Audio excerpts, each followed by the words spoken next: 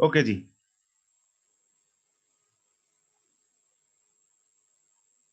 बोलो एक्सरसाइज 2 में doubts, question number 5 तक।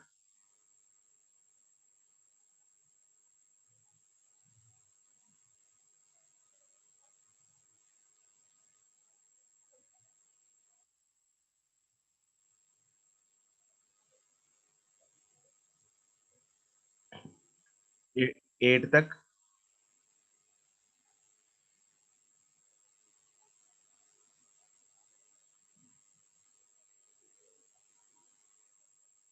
10 तक।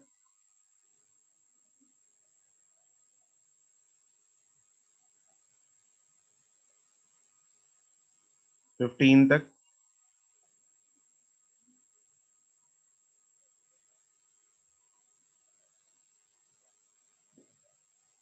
So 16.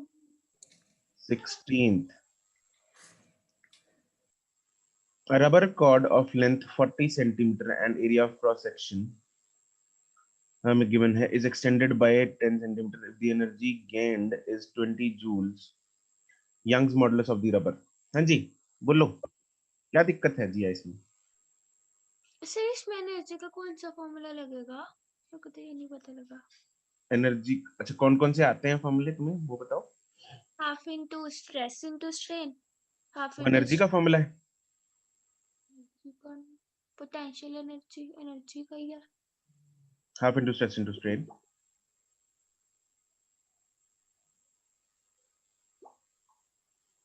May be. हाँ सर। अच्छा, बाकी मैंने चेक भी नहीं किया सर, एक मिनट का चेक कर लो।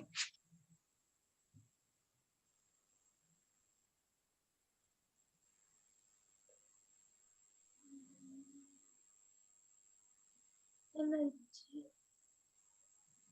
तो मैंने तो एनर्जी डेंसिटी का और ये क्या बला है? एनर्जी हैं? एनर्जी डेंसिटी क्या होती है? एनर्जी डेंसिटी ऐसे तो मुझे पता नहीं, बट उसका फॉर्मूला पता है। अच्छा, जो बच्चे लेट है उनको मैंने अभी तो कर लिया है एडमिट अंदर, but you guys just take care from the next class. Energy density जिया फास्ट। अरे आगे लिखा होगा उसके, energy density is equal to energy upon. अच्छा यू अपॉन वी। हाँ तो फिर वी क्या है? वेलोसिटी। Yes sir. नहीं, वॉल्यूम। वॉल्यूम वॉल्यूम कैप्टन भी है। वॉल्यूम। तो बस ठीक है, तुमने लगा दिया एनर्जी का फॉर्मूला इसलिए आंसर। अच्छा बस साथ में वॉल्यूम मल्टीप्लाई होनी थी उसमें हाँ साथ। ठीक है, कैसे? हो जाएगा। Yes sir. ठीक। सर हाँ जी, सर 12th एक बारी देखना, आंसर नहीं आ रहा। क्या किया तुमने इसमें? सर मैंने तो इसमें मतलब जैसे स्ट्रेस निकाल दिया पहले। फॉर्मूला क्या यूज किया तुमने? स्ट्रेस निकाला उस, चलो उससे क्या किया फिर? तो मतलब मैंने सोचा कि stress directly proportional to strain होएगा,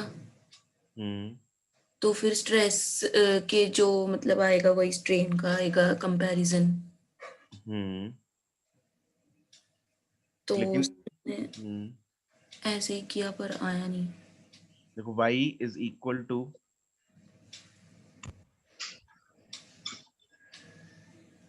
y इज इक्वल टू क्या होता है?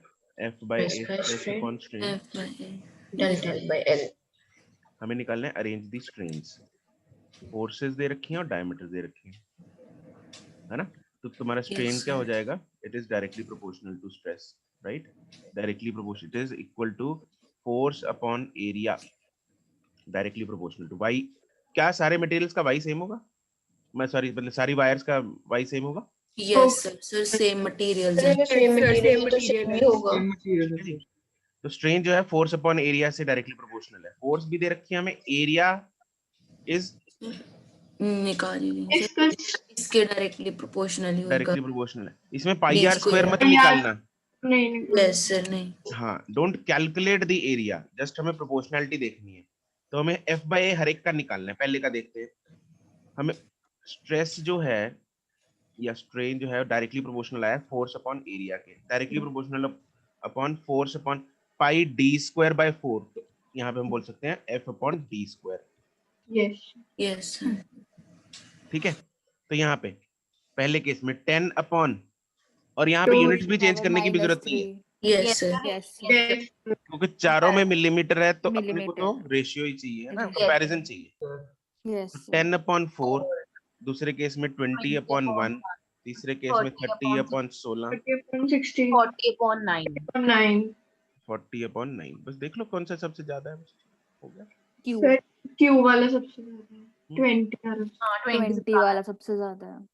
ओके सर, मैंने सर किया तो ऐसे ही था सर, मैंने शायद किसी इसमें कैलकुलेशन की गलती कर दी। अच्छा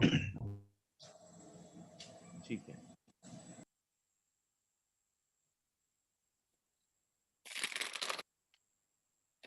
नेक्स्ट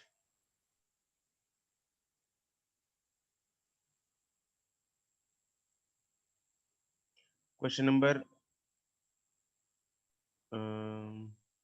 20 तक।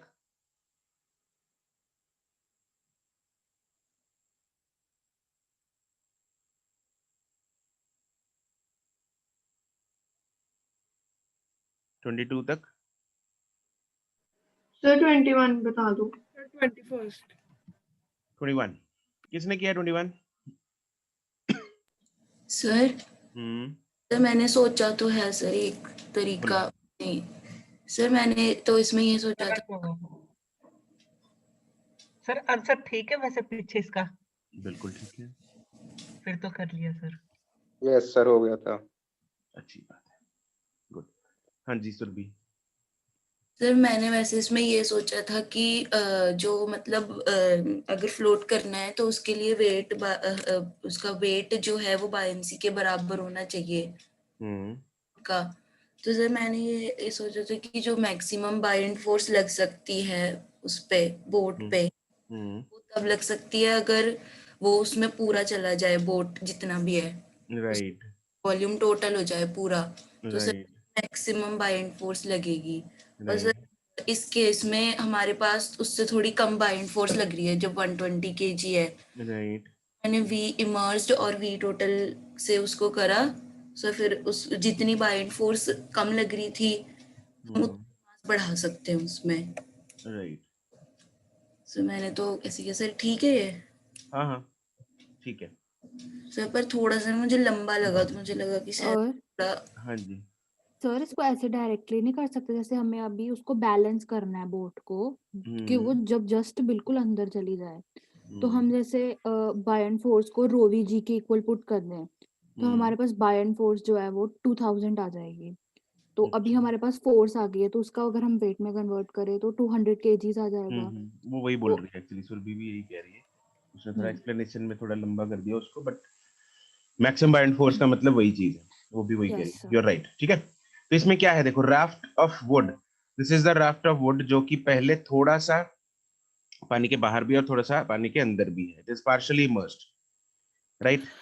अब क्या किया, दिस इज केस 1। अब इस राफ्ट पे एक वेट और रख दिया ताकि ये पूरा इमर्स हो जाए। अगर ये पूरा इमर्स है मतलब पानी का जो लेवल है वो कहाँ होगा, यहाँ पे होगा, पूरा इमर्स है, ठीक है, ये है पानी का लेवल। और जो राफ्ट है वो अब पूरा इमर्स हो गया है, तो दैट मींस इसके ऊपर हमने कुछ और वेट भी रखा है।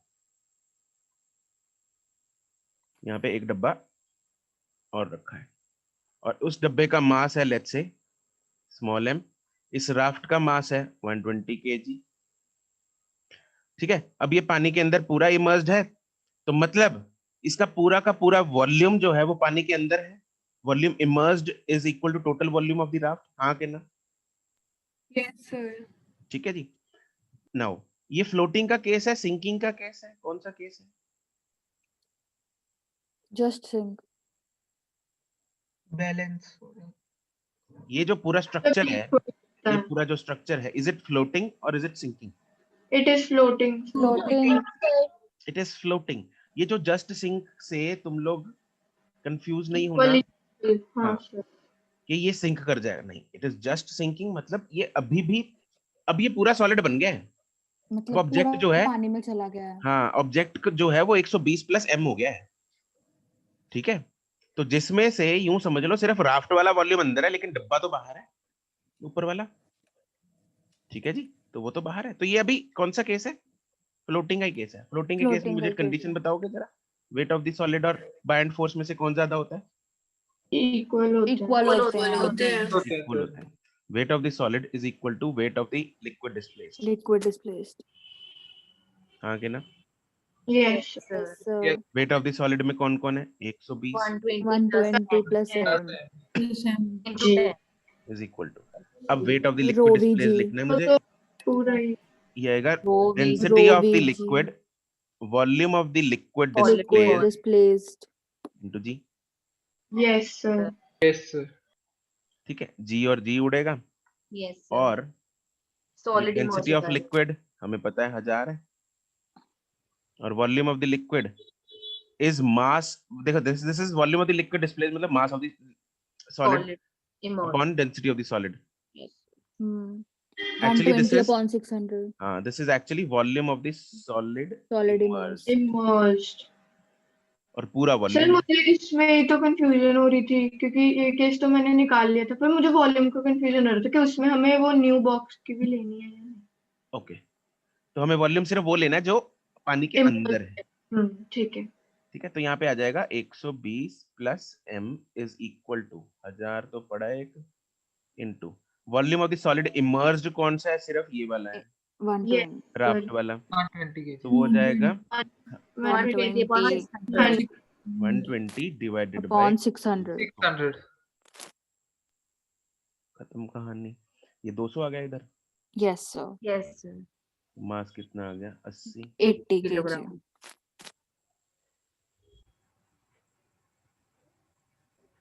Is that clear to everyone? Yes yes ठीक है जी, बस वही हमने बेसिक लगाया कि फ्लोटिंग के केस में ये दोनों बराबर होने चाहिए, और वॉल्यूम में हमें लिक्विड डिस्प्लेस्ड वाला वॉल्यूम लेना है। लिक्विड डिस्प्लेस्ड वो है जो वॉल्यूम अंदर है, अंदर कौन सा वॉल्यूम है? सिर्फ राफ्ट वाला है, राफ्ट का वॉल्यूम ले लिया, mass upon mass of raft upon density of, density of ठीक है। चलो नेक्स्ट, सर फोर्थ क्वेश्चन कौन सा? फोर्थ फोर्थ कहाँ पहुंच गया अभी? सर दोबारा चेक करा था ना मैंने, क्या लेट आया था गड़बड़ी ना? करी है। नहीं सर टाइम पर था मैं। टाइम पे था, तो दोबारा ऐसे यस सर मार्क नहीं किए हुए क्वेश्चंस? नहीं की हुई। अबे हद है, मैं तुम लोगों को इतनी बार बोलता हूँ कि बाद में रिवीजन के टाइम पे सिर्फ वो क्वेश्चंस करो जो पहले डाउट आए थे। अब मैं मार्क नहीं करेगा, पता कैसे लगेगा कौन सा डाउट आया था? है भाई? सर अब कर लेता हूँ। ये वाला, two steel wires equal volumes, yes sir the diameters ratio दे रखी है, the when the same force is applied elongation produced. Sir 1:1 आ रहा है मेरा तो। वन दोनों स्टील वायर हैं, दोनों का यंग्स मॉडुलस सेम होएगा। Force upon area delta L by L. L क्या क्या है? सेम फोर्स है, फोर्स सेम है, वाई सेम है, रेशियो किसकी निकालनी है? एलोंगेशन की। एलोंगेशन इज डायरेक्टली प्रोपोर्शनल, इसको इधर लेके जा रहा हूं मैं, is directly proportional to L upon A. L by now अपने को डायमीटर की रेशियो दे रखी है, लेकिन लेंथ की रेशियो वॉल्यूम से आ जाएगी। वॉल्यूम से आएगी, तो इसको वॉल्यूम, लेंथ को तब्दील करो, वॉल्यूम में बदलो, ऊपर भी ए और नीचे भी ए से मल्टीप्लाई कर दे, ऊपर क्या बन गया? वॉल्यूम तो delta L is directly proportional to volume upon area square, volume constant है, तो मतलब कांस्टेंट नहीं, दोनों का सेम है, तो delta L is inversely proportional to area का स्क्वायर। और एरिया और डायमीटर में क्या रिलेशन होता है?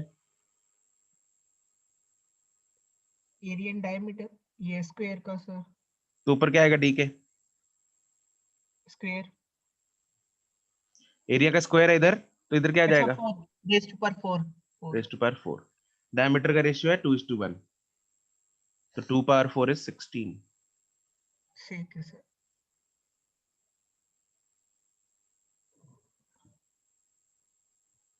सर मैंने ऐसे किया था कि जैसे वॉल्यूम इक्वल दे रखे हैं तो फिर उससे ये डायमीटर नहीं लेंथ की रेशियो निकाल ली। अच्छा, yes sir.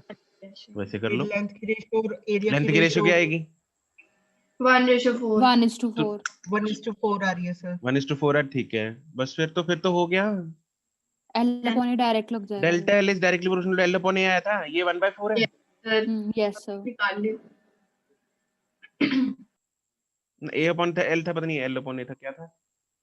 L upon L upon L A he upon था ए सर। था सर ठीक है, तूने दोनों को काट दिया एक्चुअली, 1/4 और 4/1 को काट दिया तूने, 1 कर दिया उसको। सर ये वन- वाली पर्सनैलिटी तो इतने क्वेश्चंस में लगी है, याद भी होगी। समझ गया? ना, आ गया वो 20, नहीं समझ गया ना? नहीं सर। अबे क्या किया तूने, बोल। सर L1/L2 मेरा 1:4 आ गया। एक मिनट, ये आया था ना अपने पास एक्सप्रेशन? यस हाँ, delta L 1 by delta L2 is equal to L1/L2 L1 by L2 into into A2 by A1 A2 by A1। हाँ भाई, L1 by L2 ना, ए पहले एरिया का रेशियो क्या है? 4:1। 4:1, A1 by A2 है ना? तो A2 by A1 कितना हो जाएगा? हो गया सर, गड़बड़ी पता चल गई। 1/16 हमने पहले उल्टा कर दिया क्या? 16:1 कर दिया ना? सर वो बस आपने ऑप्शन डी देख लिया ना 16C सी ऑप्शन ठीक है। है, ठीक है, हाँ। ठीक है सर, हो गया। वो एरिया उल्टा लिख लिया था। 23 तक।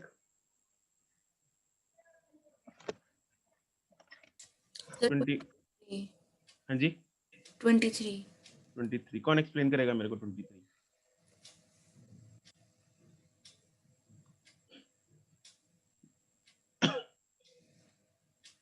सर मैं करूँ एक्सप्लेन? करो। सर जब नॉर्मली कॉर्ड को सबमर्ज किया हुआ था वाटर में तो उस पे बॉइंट फोर्स ρVg लग रही थी, पर जब और मतलब ऑब्वियसली वो स्प्रिंग से भी अटैच था, पर जब उसको हम नीचे लेके गए विद एक्सेलरेशन तो ρVg माइनस a हो गया वो, है ना?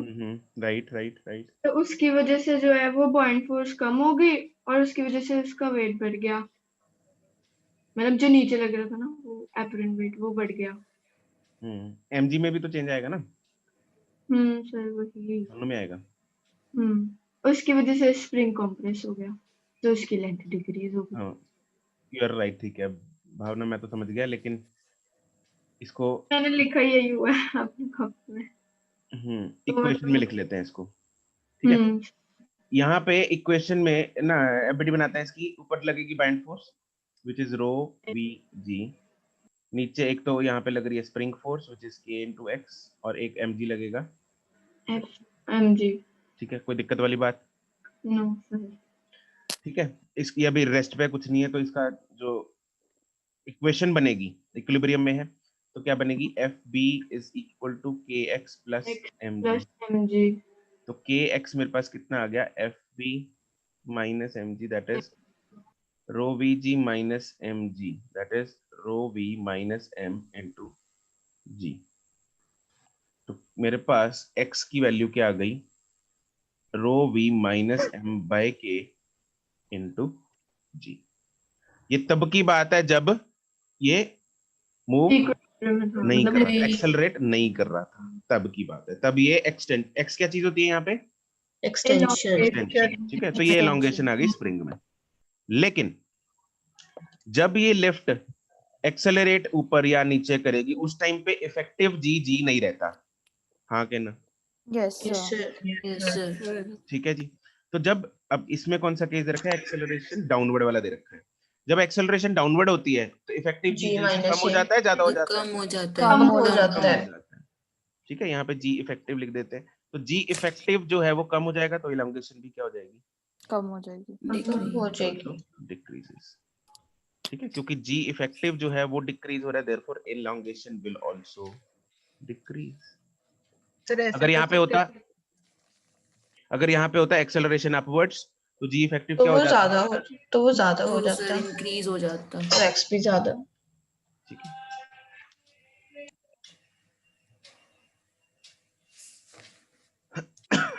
लिख लिया, एक्सप्लेनेशन लिख लेना इसकी है, जी इफेक्टिव डिक्रीजेस। सर इसको ऐसे कर सकते हैं कि एफ बी रो वी जी के इक्वल होता है, तो जी डिक्रीज होगी तो बाइंड फोर्स डिक्रीज होगी तो के एक्स भी कम होएगा। हाँ, लेकिन you are neglecting the effect of weight ना। सर वो तो सेम ही रहे। अरे यार एम जी, हाँ जी है ना, जी दोनों के साथ है, बाइंड फोर्स में फर्क आएगा, you know, you are right ठीक है। ना। Acceleration downwards,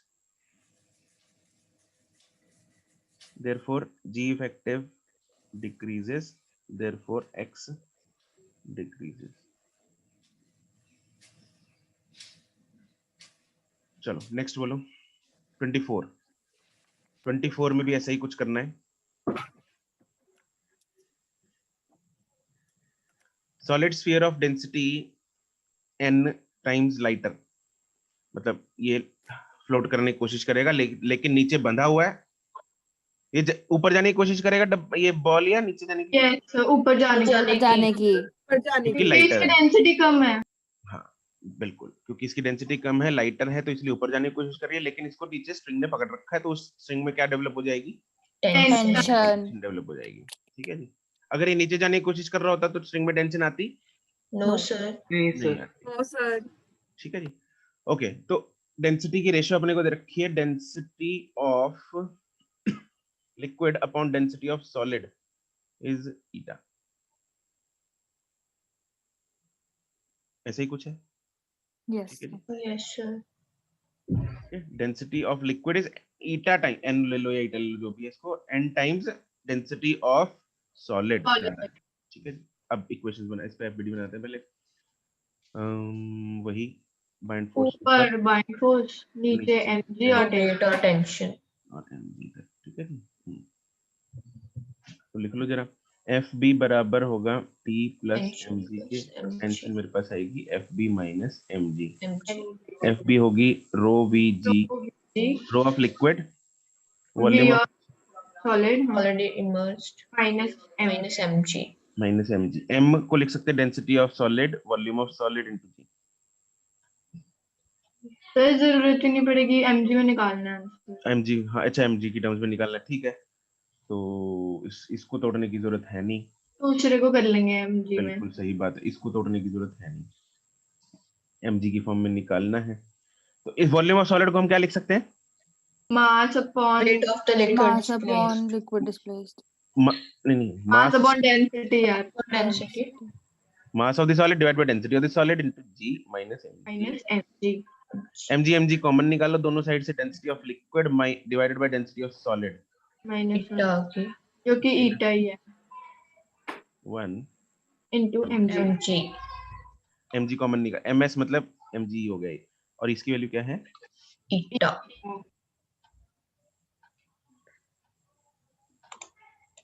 excuse me sir. हाँ जी सर लेकिन क्वेश्चन में लिखा है eta times lighter than water. Okay, ऐसा लिखा है, बिल्कुल सही बात लिखी है Uday. Density of solid is eta times lighter, मतलब 1 by eta density of liquid. Liquid इसका ये मतलब नहीं होगा 1 minus eta. 1 minus eta, eta times है, ईटा अमाउंट से छोटा नहीं है, ईटा टाइम्स छोटा है, टाइम्स का मतलब होता है मल्टीप्लाई डिवाइड। ठीक है सर, समझ गया। अगर लिखा होता it is smaller by eta,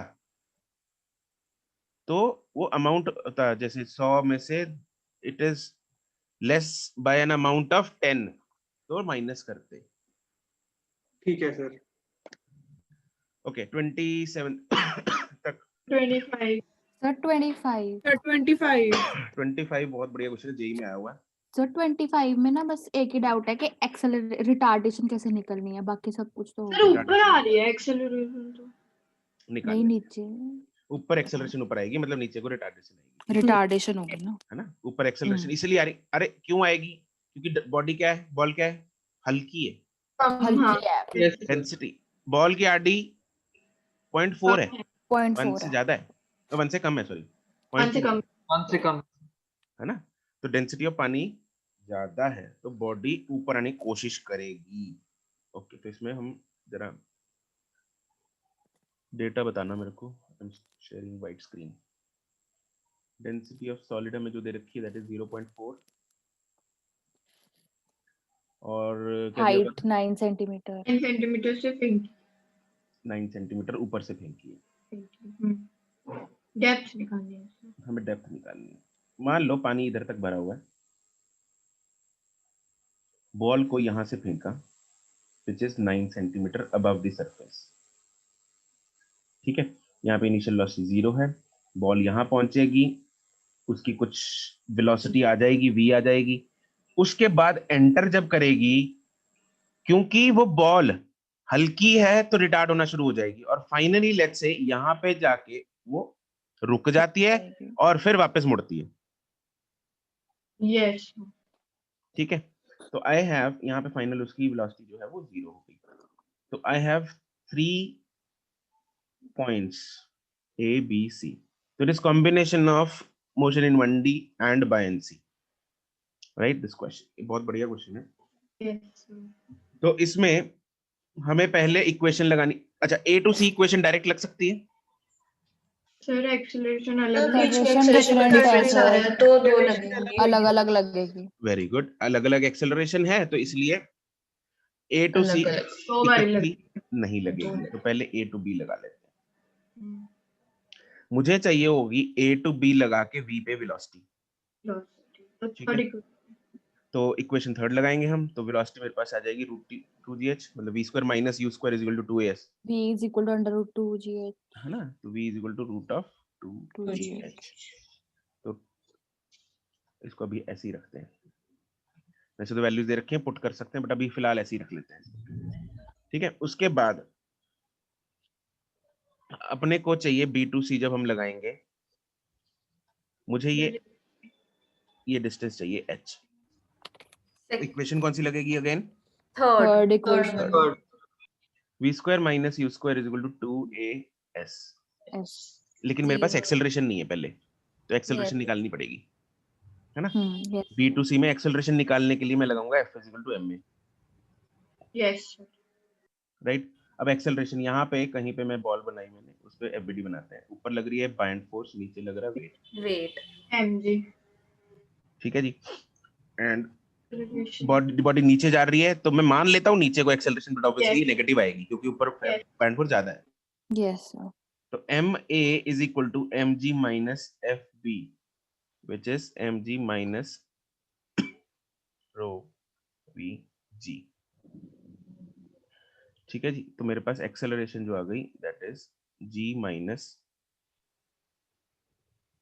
1 minus rho v by m which is g1 minus density of ये लिक्विड है और volume of solid upon mass of solid है, ये लिक्विड की डेंसिटी है। वॉल्यूम सॉलिड बन जाएगा, नहीं 1 अपॉन डेंसिटी ऑफ सॉलिड, ये बन जाएगा, yes and obviously density of solid ज्यादा है ना, ये लिक्विड ज्यादा है, यस ये कम है, तो ये बड़ी आएगी 1 से, तो इसलिए नेगेटिव आ गई एक्सेलरेशन, दिख रही है हमें। Yes sir. इसको निकाल ही लेते हैं। 1 माइनस डेंसिटी ऑफ लिक्विड है 1000 by 1, 400 बाय 0.4 वो हाँ एक ही बात है, ठीक है। तो ये आ पर जाएगी 15 आ रही है, 15 आ रही है, 15 आ गई, माइनस माइनस 15 आ गई, ठीक है। यस 15 उसके बाद इस इक्वेशन को यूज करेंगे, फाइनल वेलोसिटी 0 है, इनिशियल वेलोसिटी u स्क्वायर, यही है u square, Yes, sir. Yes sir 2gh H 9 centimetre है। h ये वाला ना, इसको h इसको y, x कर दो सर, y y, जो ठीक है, ये h है। Yes sir. तो 2gh is equal to 2 into acceleration is -15 into y। तो y मेरे पास आ गया 2 2 उड़ा gh by 15, यस सर।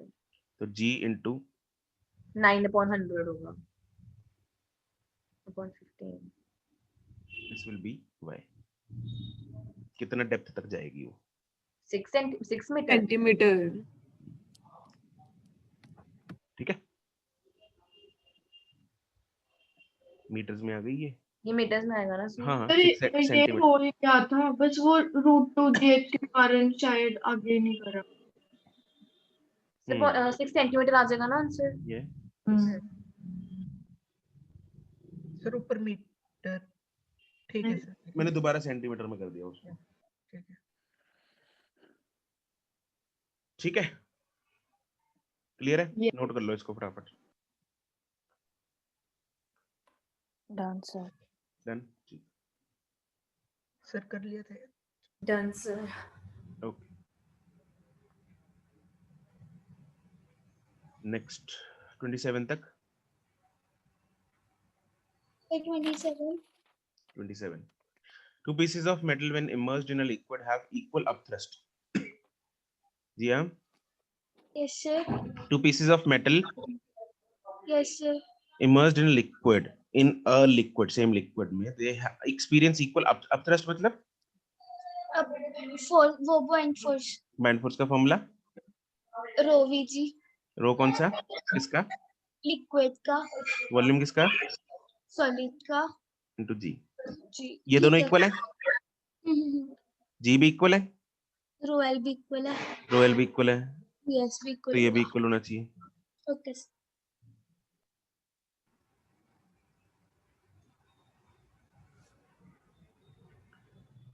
30 तक। 29 सर 28।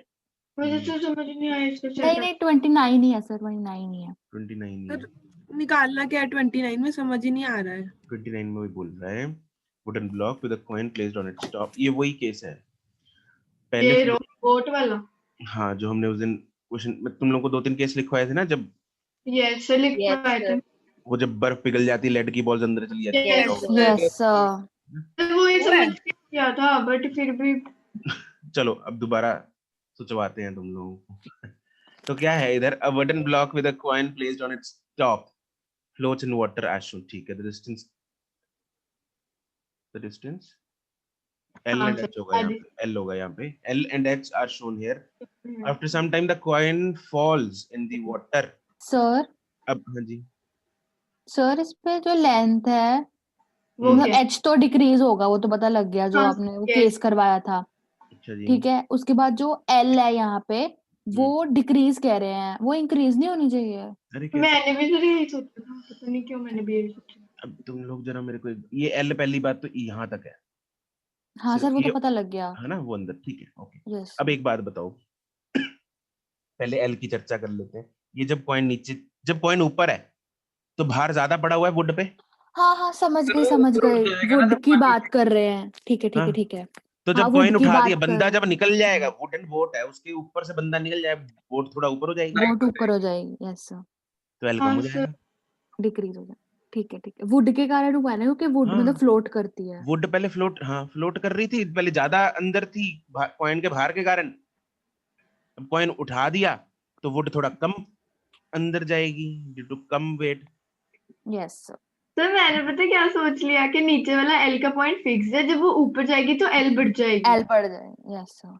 नीचे वाला एल का पॉइंट फिक्स है, अच्छा। इसलिए नीचे वाला ही फिक्स्ड नहीं है, है ना? हाँ ठीक है, ओके सर। Yes sir. और एच की बात करें, अगर एच क्यों बढ़ेगा, वो तो वो वही केस है। वही केस है। कि वो कम पहले ज्यादा Sinking का पानी केस आ डिस्प्लेस हो रहा जाएगा। था, अब उससे अब कम हो रहा है, थोड़ा अब उससे कम कम हो पानी रहा है। डिस्प्लेस हो। पहले बहुत ज्यादा पानी डिस्प्लेस हो रहा था, तो इसलिए लेवल ज्यादा था पानी ज्यादा का। था। अब कम पानी डिस्प्लेस होगा तो लेवल घट थोड़ा जाएगा, कम हो जाएगा।